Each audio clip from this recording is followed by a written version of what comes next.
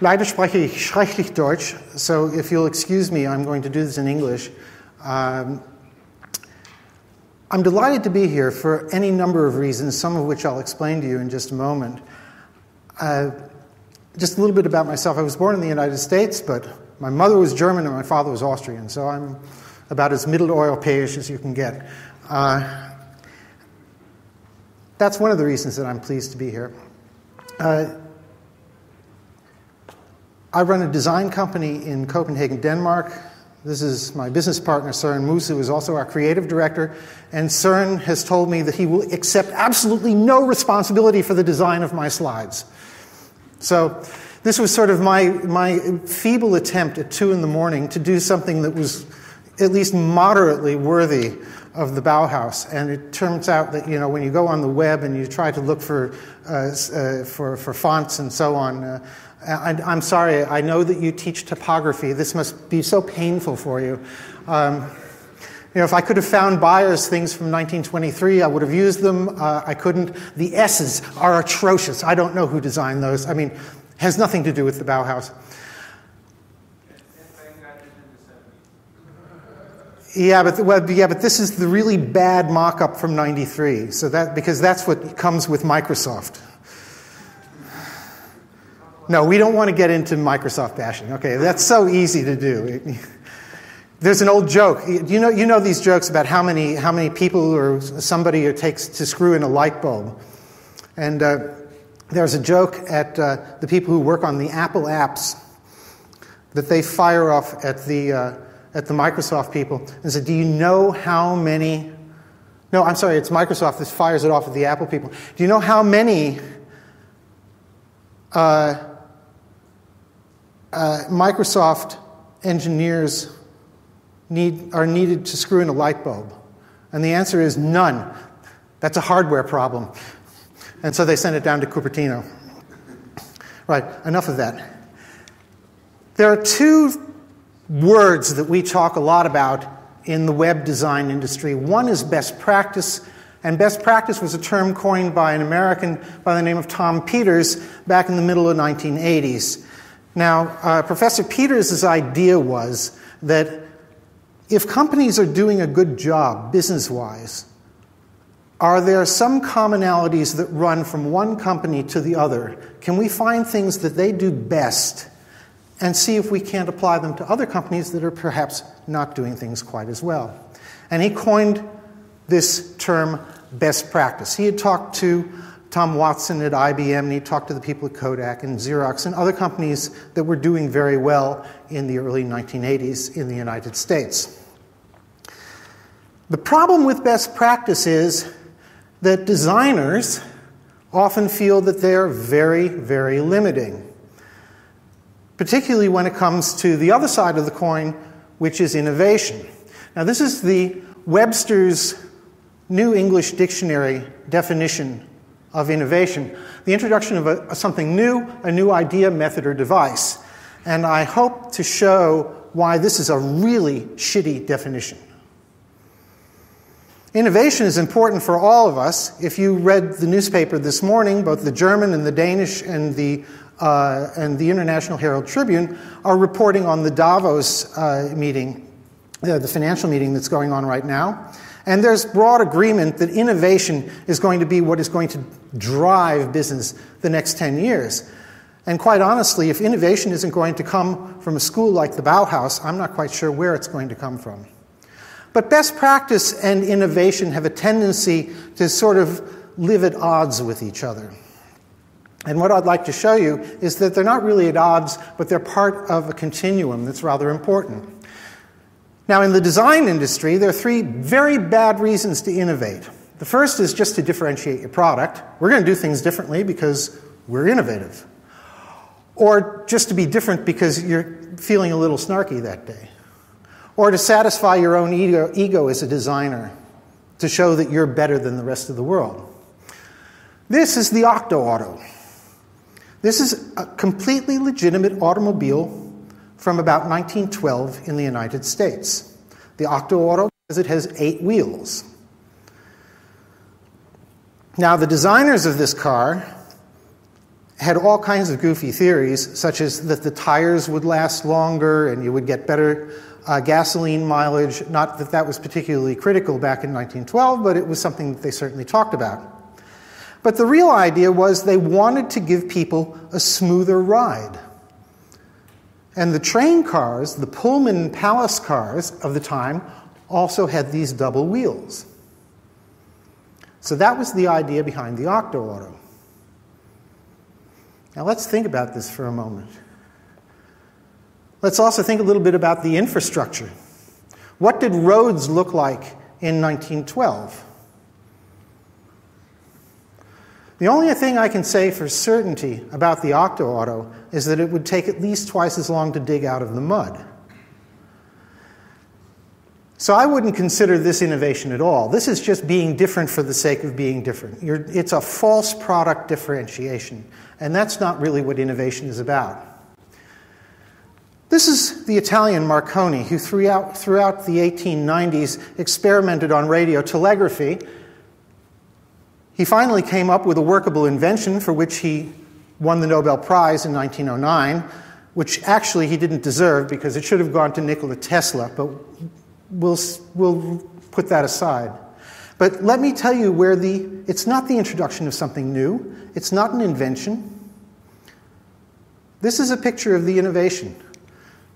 Can anyone tell me what this is?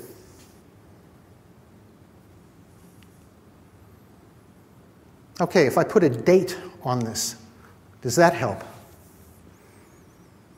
Any ideas?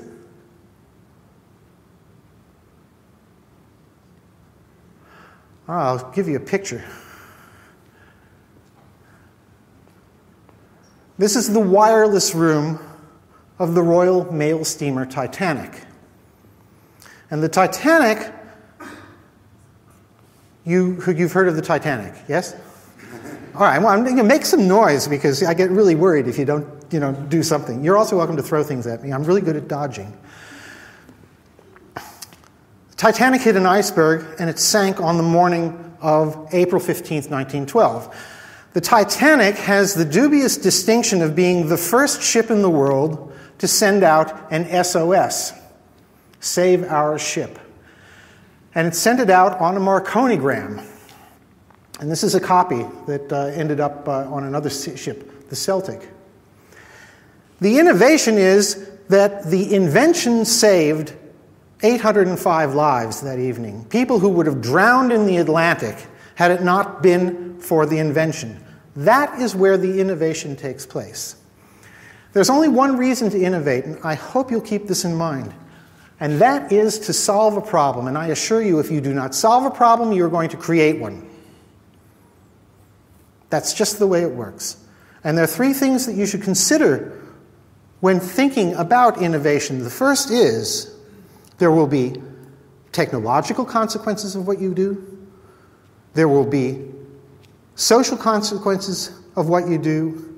And there will be cultural consequences or political consequences of what you do. The great example, of course, is the Lee Enfield Company in England, who in the 1850s was asked by the British government to produce a breech-loading rifle. Now, if you have a musket, that's my telephone. Ha. If you have a musket, they're pretty tall, and you poured in some powder, and then you tamped it down, and then you put in a mini ball, and you tamped that down, and then you put in some cotton to keep it all in place, and then you could lift it up, and you could fire the bullet. That's the way it worked. Now, why would you ever want to fire a second bullet on a battlefield? Maybe because people are firing at you. What's the one thing you don't want to do on a battlefield if somebody's shooting at you? And that's stand up and reload a musket. So the idea was breech-loading musket and everything's going to be wonderful. You can lie down, you can keep reloading. The Lee Enfield people came up with a great idea, small pre-measured greased packets of paper that had the charge, the black powder in it. So you tore off the paper, you pour in the powder, you put in the ball, you cock the flint, and you fire. Great. That's the technological solution to a problem. But remember, I also said that there were social and there were political consequences. Who were the British Army fighting alongside and against throughout the 1850s? Hindus and Muslims. What's the one thing they do not want to put anywhere near their mouth? Animal fat. How did the Lee Enfield people grease these packets of paper? The British almost lost their jewel in the crown a century before Gandhi came along. So you may solve one problem, but you may also create a couple of others. So keep that in mind, because you are going to be the ones who are going to have to lead the innovation that they're talking about right now in Davos. The innovation life cycle, as I see it, starts with an invention, then you have a period of innovation, which then leads to best practice. When we design websites today, we don't make the same mistakes we did 10 years ago. Granted, if we have to be honest, we're still making this up as we go along. But we're not making up things to the same extent that we did 10, 15 years ago. Now, you have to watch out, because if it just becomes habit, then you're not really innovating anything. You want the next level of innovation to build on top of that, and you have to watch out for fashion. That's very dangerous, because that can very easily become old-fashioned. It looks smart, but it doesn't last very long. So, best practice and innovation. The truth is, we ought to be able to get along with both of these concepts. Best practice is maybe not quite as evil as we make it out to be. Maybe best practice is what helps us achieve that next level of innovation. If you talk to people in the web design industry, this is kind of the way they view the world when they think of innovation and best practice. And if we want to add some words, they say, well, we're going to do it for Jacob Nielsen and the other usability gurus, or we're going to do it for ourselves. And these are not the right reasons to innovate. This is a bridge in the capital city of Santa Cruz. It's in the Canary Islands, on the island of La Palma. Not Las Palmas, but an island called La Palma. And the city fathers have decided that they are going to be the most accessible city in the world. So there are wheelchair ramps everywhere in the city. I've never seen so many wheelchair ramps in my life. Let's look at the rest of this picture.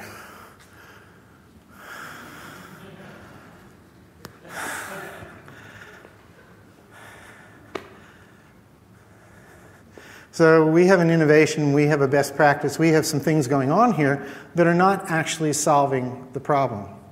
However, the picture is interesting for another reason, and that is that it illustrates the three things that we need to be thinking about. The first is there will always be people, our customers, the people we're designing for. And there will be some sort of a process that we want to help them maneuver. And in between, we have technologies.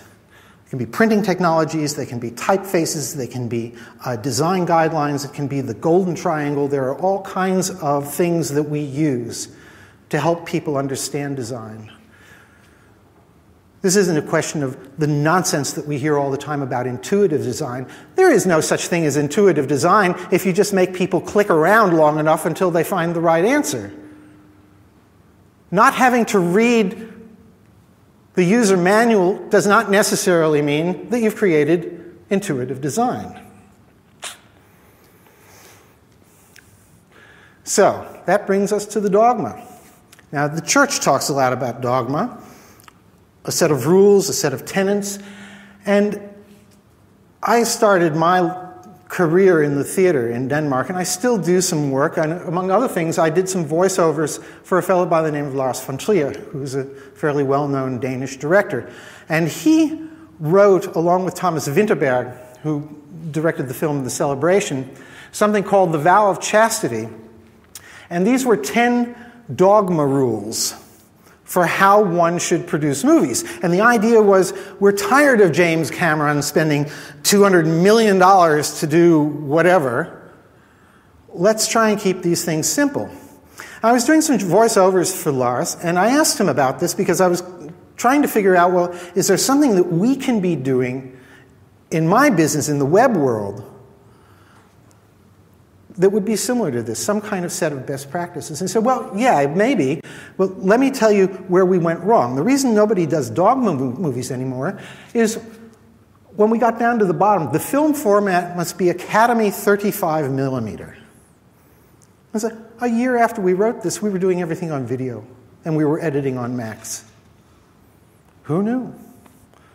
So steer clear of the technology. And so, wow, okay. This is a skier. Would you agree that this is the way skiers look nowadays, more or less?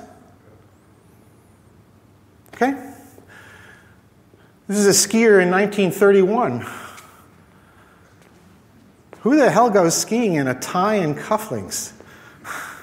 Fashions change. How many of you know who this fellow is? Anybody want to venture a guess? Well, you all flunked this semester because that's Walter Gropius.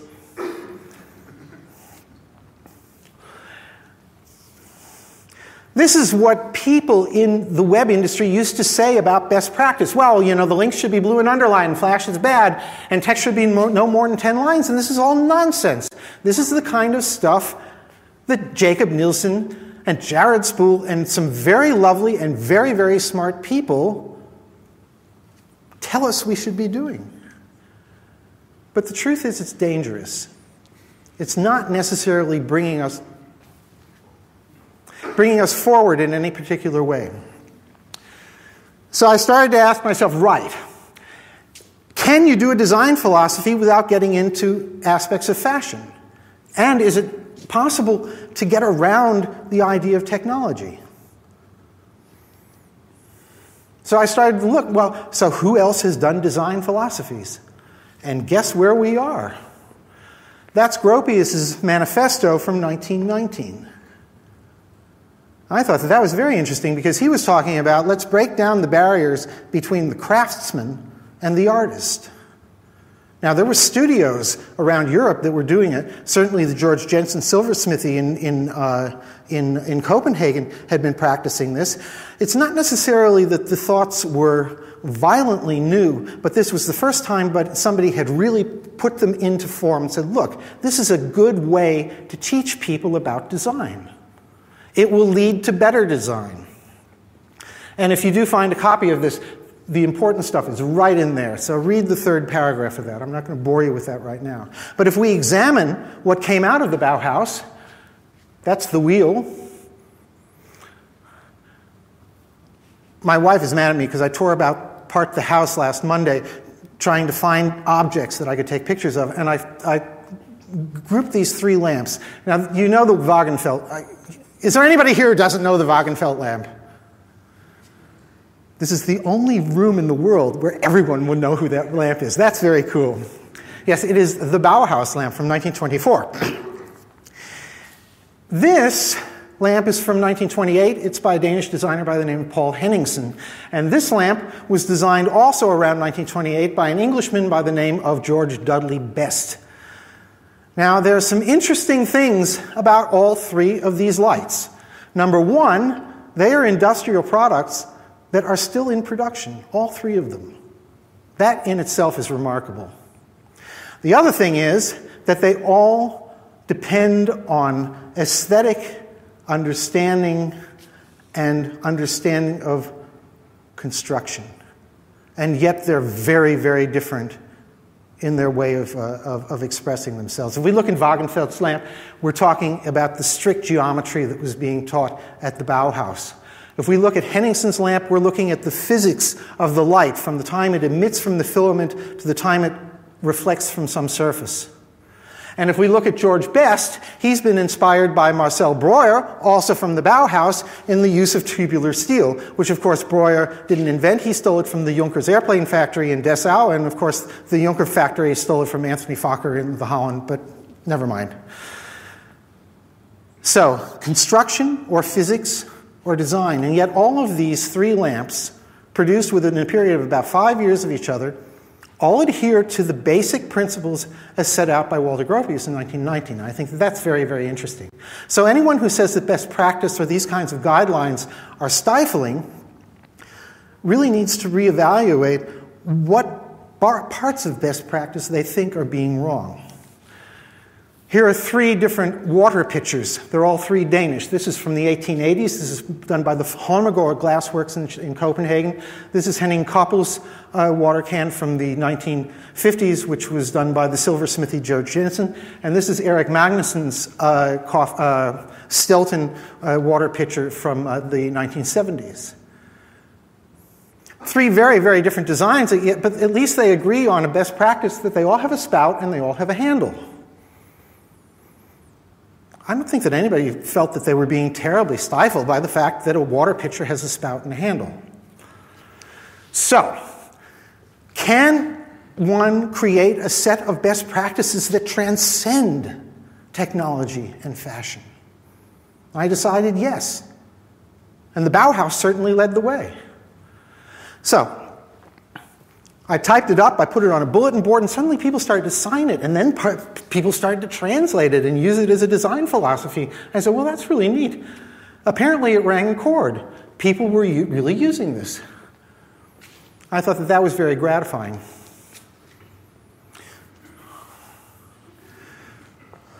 See, those of you who use a Macintosh, you understand that Macs have personality. I have a PC, it has an attitude, so...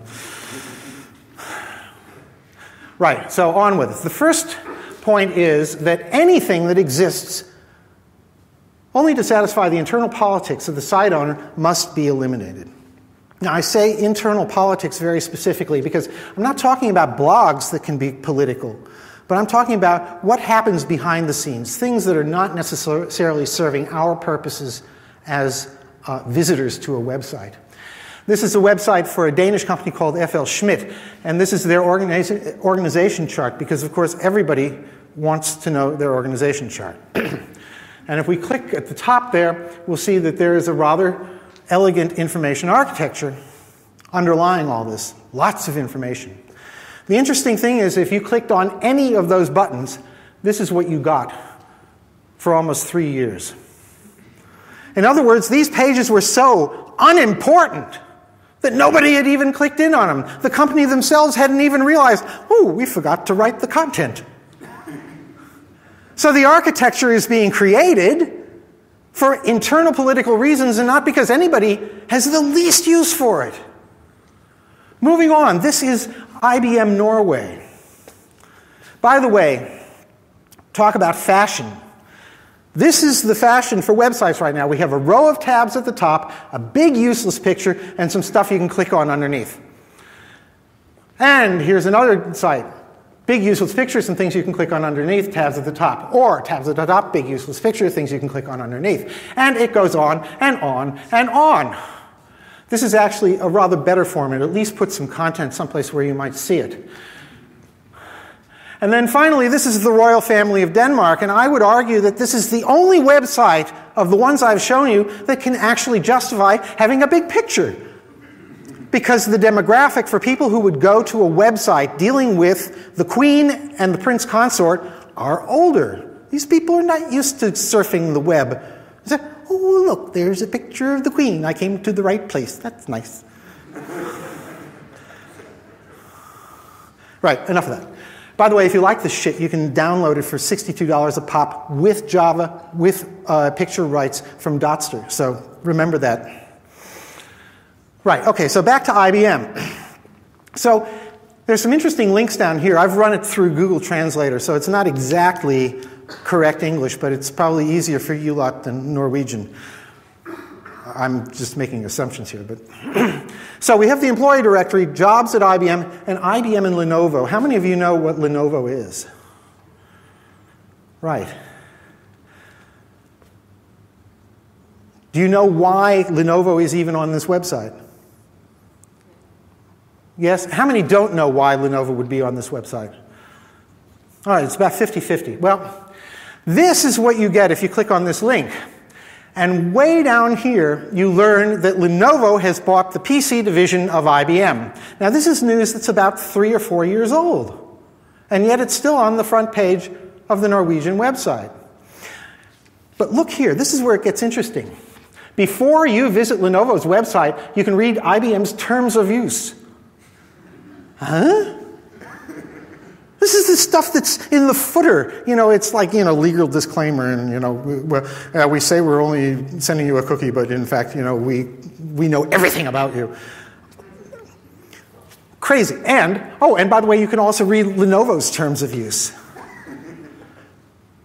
These are lawyers talking to each other. There is no earthly reason for putting any of this nonsense on the front page or the one click off the main page of an IBM site. Absolutely crazy. That's what I mean by internal politics. And it should be avoided. Now, there's another aspect to internal politics. How many of you have ever worked for an advertising agency? Well, let's call it the sex factor. See, this is actually, I've anonymized this so you won't be able to find it. But this is, in fact, a legitimate screen dump from the front page of a company. And the problem is that art directors who want to go to bed with a cute model promise her the front cover of a brochure or the front cover of a website or whatever. Look at this woman. She can type while holding a pen with her feet on the table. And what is this? This is the most nonsensical picture. It has no business being there at all. And let's go back to IBM for a minute. When was the last time anybody saw a JavaScript developer who looked like her? Java developers? No. Right. Okay. Moving on. Anything that exists solely to satisfy the ego of the designer, that's just as bad. Let's take a look. I have some animations. This is a crazy site. It's called Student Removals. It's from the United Kingdom. And so I have to find my cursor here, and let's see if we can't get this to run. Right, okay, so it blinks and it does this and that. Now notice there's a very long scroll bar, and we have a stock photo here, and we've got some navigation. Oh, now navigation, and oh, there's the stock photo. Oh, more navigation, and guess what? And it continues forever.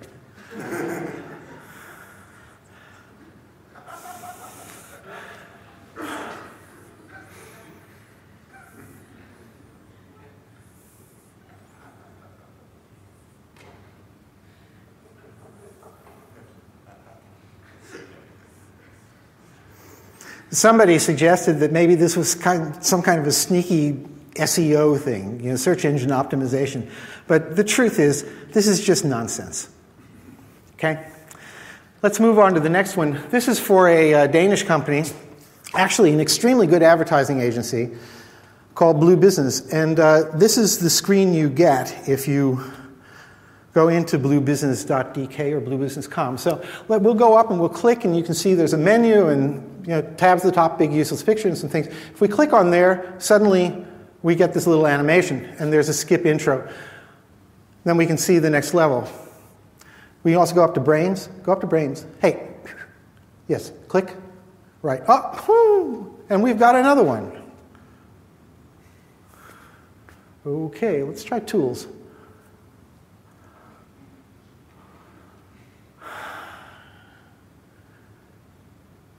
What will we get if we click on products? Oh, Lord. And that's the way it goes on. Listen, go back to brains. Click on brains again. How many times do we have to skip an intro in one website? Again, this is the ego of the designer, and it has absolutely no place in anything you do. Finally, this is from IKEA. This is, again, the Norwegian side. It's so easy to poke fun at the Norwegians. It's a shame. They had, IKEA, some years ago, something called democratic design. Now, the democratic design website is a classic, and unfortunately, you can't find it anymore. Wised up to the fact that it was awful. They had hidden it at the bottom of the page here. And suddenly, it makes noise, and we've got all these animations, and no, you won't be able to see it on an iPad. And then we click on the little thing, and then it hops off. Yes, and then we get these disembodied heads of all the designers. And we can chase them around. Click on her. Click on her. Go on. Hey, yeah. Oh, and now we can see that Elin Johansson has designed some tea candle holders. What is this about? I do not understand. It was very, very expensive. But I don't think it's selling furniture. This is all designer ego. There's a lot of it in this world. We're all guilty of it at one point or another, but the job is to at least be aware that this is something that we shouldn't be doing. So, finally, there are 10 of these in all. They're not all as lengthy as the first couple. Anything that is irrelevant within the context of the page must be eliminated. Now, this is a classic, and you'll find this all over the place. This is for something called Content Management Pros. Now, they have since redesigned the site. It didn't get better, it just got different, and I didn't feel like doing a screen dump, so you're going to get the old one. I'm several clicks into the website right now. I'm reading about information architecture and how they're going to redesign their site. Now, the thing about people who are interested in content management is they don't really care what kind of content it is, as long as there's a lot of it to manage. Now, this is not necessarily a very good way to arrange your page. So now let's take a look at this. Now, this is the public-facing website, mind you. So what have we got up here? What are the flashing blue rectangles? Huh? Visible only when you have logged into our intranet. I'm nowhere near the intranet. Well, the rectangles indicate that members with edit privileges can edit content elements on these pages. See how to edit. This has absolutely nothing to do with anything on the public-facing site. If I was a member and had edit privileges, I would kind of assume that I already knew how to use these without going to some random page on the public site and oh, well, that's interesting. And if that isn't enough, then I can buy all kinds of crap from the Cafe Press. These are things that are irrelevant. This is a mashup site from the United States. Again, loads and loads of things that are just not particularly relevant. And then finally, here we have wine.com. I'm going to use them a couple of times in this lecture because it's one of my least favorite sites in the world. And I keep saying such nasty things about wine.com that I'm waiting for them to issue some kind of a cease and desist order and tell me not to do this anymore. They haven't done it yet. They haven't fixed their site either, but I don't understand how you can have a business model that is so faulty as theirs. Anyway, so here we are. We found some wine here, and apparently wines have IQs. Who knew? And if we click over here, we can print cellar notes. Any of you have a wine cellar? Any of you have any wine at home? Oh, this is Germany. You all drink beer, right? You know, you can divide Europe up into the people who drink beer, the people who drink vodka, and the people who drink wine. It's very interesting. And oddly enough, all of this follows our level of maturity in terms of web development. It's a bizarre concept, but I'll save that for another day. You print your cellar notes because you're going to buy a bottle of wine, you print this out, you put it with the bottle so that you know in a year or two or whenever you're going to drink it that now it's ripe, now's the time to drink it. This is what you get on the page. Oh, well, now I know that it's actually Wine Enthusiast and Wine Spectator instead of what we had before, which was this WEWS, which isn't particularly helpful. Now, there's not very much information on this, actually. And then, what do we have down here? Collaborative filtration. People who bought this wine also bought a crappy California champagne. This is irrelevant. We're talking about something you're going to print out. Oh, a piece of paper. I'll click on it. Sorry, it doesn't work that way. The truth is, it's way down at the bottom of that page that you actually get the information that you'd want in your cellar notes. So, a lot of things that are irrelevant within the context of that particular page. They could have done this much better. Now, features or techniques that reduce our ability to navigate freely, that's also a bad thing. Just think of how much time we spend trying, or designers have spent, trying to disable the back button, or to do something else, or to hide important pieces of content with something. We just had an experience a couple of minutes ago with a Sanyo projector over in one of the teaching rooms, and there's no way you can get rid of this little pink thing up in the corner that says, "Hello, I'm a Sanyo projector." And that's rather unfortunate because if you're actually trying to look at a website, that's where you actually have to type in the URL. You can't see what you're typing. Crazy, crazy stuff. Lots of ways to disable buttons and what all. This is a different kind of ergonomic problem. This is from the Interflora site in Denmark. I decided I would send my wife some flowers. I thought it was a nice thought. And I got through the order process. I had given them my credit card number. Everything was wonderful. And it says, print and save this receipt. We've also sent a copy to your email address. And it's a good thing that they did send the copy because, well, I'll show you what happens.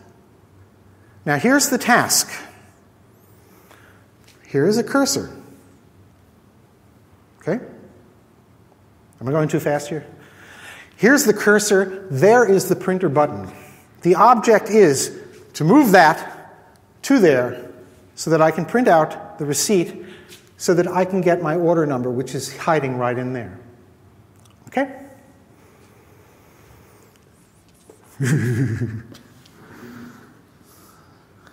So, okay. Hello, little cursor.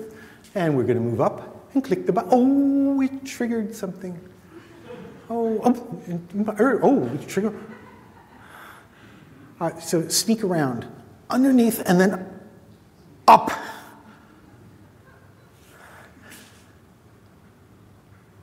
I don't know how many times I got big white things exactly where the information was that I needed. Crazy. Crazy. Interactive objects that force visitors to guess their meaning also need to be eliminated. I mean, this is French existentialism, all right? You know, we all know, well, if a tree falls in the forest, does it make a sound? Well, in terms of the web, if you have an interactive object and people don't recognize it as an interactive object, it's not a link. It's not interactive. It doesn't make a sound. This is a crazy site from a fellow in Austin, Texas by the name of Matthew Mahan. He's a photographer. It took me 27 clicks to find his contact details. However, this site was designed by the same people who designed the site for Dixie Chicks. So that makes it very good. Strange criteria some people have as terms of business success. This is from Samsung. We may send information on offers and promotion in conjunction with our business partners. Please check this box if you do not want to receive this? Question mark. Yes, keep me informed of the latest news on Samsung products. What's going to happen if I click that button? Are they going to send me stuff or are they not going to send me stuff? Yes. Exactly. Exactly. Now, I remind you, this is actually an old site. This is 2005, and they did fix it. And finally, sign up for the latest news. Here's our privacy policy. Suddenly, it starts to make sense. Well, you can't ask people to guess. This is a really old site. And again, I had to take it from the Wayback Machine, but it's just a classic. It's a classic of how not to do these. This is from 1995. It was one of the very first Danish sites. And you can see it's built with frames. Remember those scroll bars and things that came all kinds of weird places? Now, this was back at the dawn of the web, at least the commercial web, where we all had this crazy idea that, well, we're not going to use words, we're going to use icons. And of course, all the designers thought this was great because there was a lot of money to be made drawing icons. And so here we've got some icons. We can assume that that's home, except that even today, that little house, most people don't necessarily realize that that's home, or that the little envelope means email, or that the magnifying glass means search. We take these things for granted, but there are a lot of conventions that still have a long way to go before they're truly understood by our audience. Now, the interesting icon up here is this one. Anybody have any ideas what that might be? A switch. It is, in fact, a Danish light switch. And what is going to happen if I click that? Excuse me? What am I going to do to the house? Inverted house. All right. If I tell you that in Danish, the word for light switch is kontakt.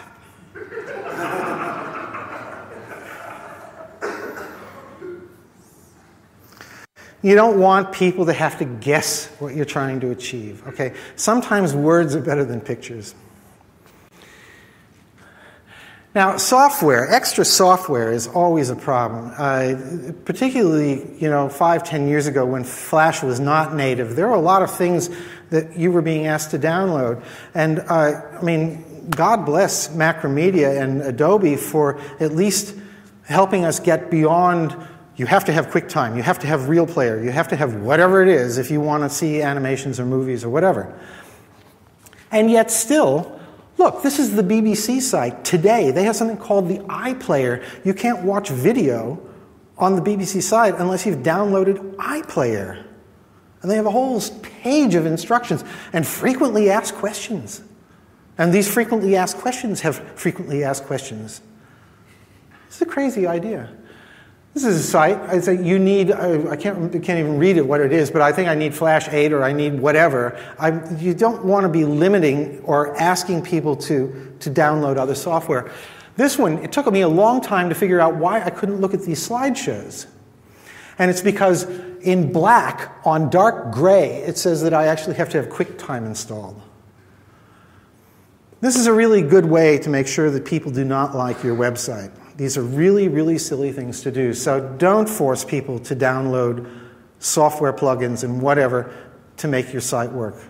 Thank goodness for HTML5. Maybe there's a chance that some of this stuff is going to start working more automatically than it has. But it's very dangerous to ask people to go beyond your site so that they can make your site work. Now, I've always thought that content needed to be readable first, printable second, and downloadable third. And my objection is always PDFs. I think the content should be out there as dynamic data. I'd also like something that I can cut and paste from. I don't like it when they embed things in, for example, Flash. That also means that it doesn't get indexed by Google unless you've got a whole lot of metadata. It's just not a good thing to do. And yet, this is something called Frontera. This is from back in 2006. And so, well, this is an old site, Eric. You keep showing us these old sites. I say, we've moved beyond that. Instead of any kind of data on this company, you can download a PDF. Now, in 2008, they at least had pictures, and they'd tell you how big these PDFs were. That's very nice because despite wireless and despite broadband, there are an awful lot of people here in the world who still use dial-up modems. So these can be very, very lengthy downloads. Now you say, but this is still 2000, and we're in 2011. Eric, stop with this. Well, this is the way the site looks today. They haven't learned a thing. One of the critiques I get when I show some of these are, well, Eric, you keep showing us all these old things, and that's not the way the web looks. Listen, if you go into all the cool sites, no, that's not the way the web works. But if you're looking at the web the way the 18 billion people who searched last month for business-to-business information on Google look, then this is exactly the kind of stuff that you're going to see. And it's our job to make sure that this doesn't happen. This is crazy. The very large amber blue sensor. This is a cardiac electrode, and size is important depending on what kind of heart tests you're going to be doing. Why say the very large instead of saying how large it is? Why? Because, in fact, that happened to be on a data sheet. They had cut and pasted and taken little elements from the data sheet and separated them from each other. So make sure that if you're going to repurpose content, that you're still doing the people who are going to read your site the favor of giving them all the information they need when they need it. Don't make them download a PDF. This one is particularly dangerous, particularly when you talk to design students. Style guides. We love to do style guides. We like the fact that everything is uniform. We like the fact that we've impressed upon the brand our vision of its look and feel. The problem is a lot of these style guides are done by people who are only experienced with offline media. And suddenly they're asked to do things in the online arena, and they don't know what to do. This is a Danish company called Novozymes. It's actually a rather important company. Rethink tomorrow, that's their tagline. So obviously we all know what this company does, right? Oh, come on, admit it. You know, yeah, any company that says they rethink tomorrow, you're not trying. Okay, this is the splash screen. So let's click on products and solutions. Oh my goodness, and we've got big useless pictures and things we can click on. And the tabs, they've sort of reinvented left-hand navigation. How nice of them. Well, apparently we actually are on a page called Products and Solutions, even though you wouldn't know that from the headline.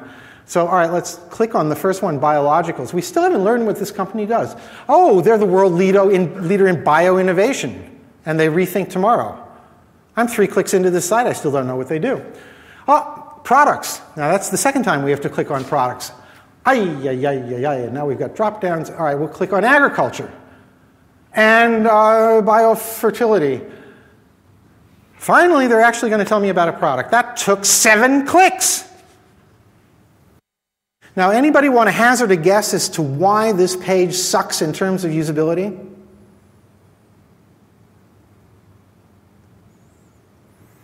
Let me put this in browser Chrome. Does that help? This is a really bad design. We'll move this up a little bit. I'm going to start reading there. Then I have to scroll down. Then I have to scroll back up to read the other. This is a print layout. This is not the way you design for the web. This is a style guide done for one medium that does not transfer very well to the other. Look and feel is incredibly important offline, but the concept online is what it can do, its function. And make sure that that doesn't get drowned in a lot of eye candy that's unimportant, or silly rules that may be perfectly reasonable when you're doing a printed newsletter, but don't apply to a website. We're almost there. No visitor must be forced to register or surrender personal data unless the site owner is unable to provide a service or complete a transaction without it. This, in fact, is an EU law, although most website owners don't realize that. You can't even legitimately ask the gender of a user as a mandatory question, because the EU says anyone who is buying anything online, it doesn't matter whether they're a male or female. That's not me, that's the law. But look what happens. This is wine.com. Now, I'd done a lecture at the University of California in Los Angeles, and they sent me a bottle of wine, and I wanted to know about this wine. So you'd think that this was the page I would get to. No, it isn't. Instead, I got, what state will you be shipping to? I wasn't planning on shipping to a state at all. I wanted to know about, it was actually that Mount Veeder wine. I couldn't get around the screen, so I typed in Florida. My mother lived in Florida, and figured, well, what the hell. That wasn't enough. Well, we ship to most locations in Florida, but not all of them. Not all of them. We want your zip code. So I give them the zip code. You'd think I was out of it by this time. No. Well, because of wine availability and pricing may vary from state to state due to the way interstate commerce laws influence our buying patterns. Hey guys, I really don't care about your logistics. Not my problem. We have found that the select state layover screen, while a little intrusive, Are they crazy? How do they define little intrusive? I've been on this site several minutes now. I haven't seen anything about wine. All they've succeeded in doing is irritating me. I hate this company. A little intrusive. Oh, all right, so I'm in. I found the Mount Veeder winery. And I've got these related links, Mount Veeder and Mount Veeder. Well, the first one, yeah. Where am I going? Yeah, all right, so I don't know how much it's going to cost to send this bottle of wine. So I put it in my shopping cart, because why do we have shopping cart abandonment rates of like 98%? Because it's the only way you can find out what it's going to cost to get something from A to B. unless you live in the United States and Amazon says they'll send the book for free. Right, okay, in the cart, and okay, I need to sign in, date of birth. All right, I have to be 21 years old. They're Americans, they're crazy. What are you going to do? First name, last name, blah, blah, blah. Verify the password. Create account. Yes, thank you. Good. Tell me how much it's going to cost. Oh, enter a credit card. You know, I'm about to buy a bottle of wine, and I only want to know what it's going to cost to ship. I don't want to buy the wine. All right, I fill in all this. Ooh, shipping address. Yeah, okay, you got the shipping address. Oh, I can send a gift card to myself. For goodness sakes. And finally, after all of this, I get to this screen. And it's going to cost $9.95 to send this bottle. Now look at this. Standard, estimated arrival 7 business days. What is 7 business days? A week is 7 days. What is 7 business days? Like a week and a half? Never heard of 7 business days. And apparently they think I'm really stupid because if I can ship it a priority, estimated arrival 7 business days, for an extra $10. Or I can win a day if I'll give them $15. Ay, ay, ay. Crazy. So, of course, now that I've learned that I have absolutely no faith in this company, I never want to see them again, I click on cancel order, and what do I get? A 404 error. I kid you not. So don't ask people to surrender data. Just let them have the information they want. When they want to deal with you, they will tell you. And then finally, for goodness sakes, these rules are there to be broken. Anybody who doesn't break rules in this life has a real serious psychological problem that they're going to have to work on. Now, I stole this from George Orwell. He wrote 1984, An Animal Farm. He has 7 rules for authors, and if you are a writer, please Google George Orwell's 7 rules for authors. That's his 7th one. Break any of these rules before you do something outright barbarous. It's imperative. There will always be exceptions. There will always be another reason to do whatever it is you want to do. And finally, I want you to visit this site, which is sometimes there. It's from Adobe, and it's wonderful because it breaks all of the rules, and yet it's absolutely, totally charming. And I'm not going to tell you how it works, because just the discovery of figuring out how it works, I think is absolutely adorable. And on that happy note, thank you very much for having me. Do remember that if we don't demand better websites, we're never going to get it. Our job is just not to avoid the bad things, but we can make wonderful things. That's why we're here. That's why we study design. That's why we care about this passionately. This is why we have a philosophy at all. Danke vielmals.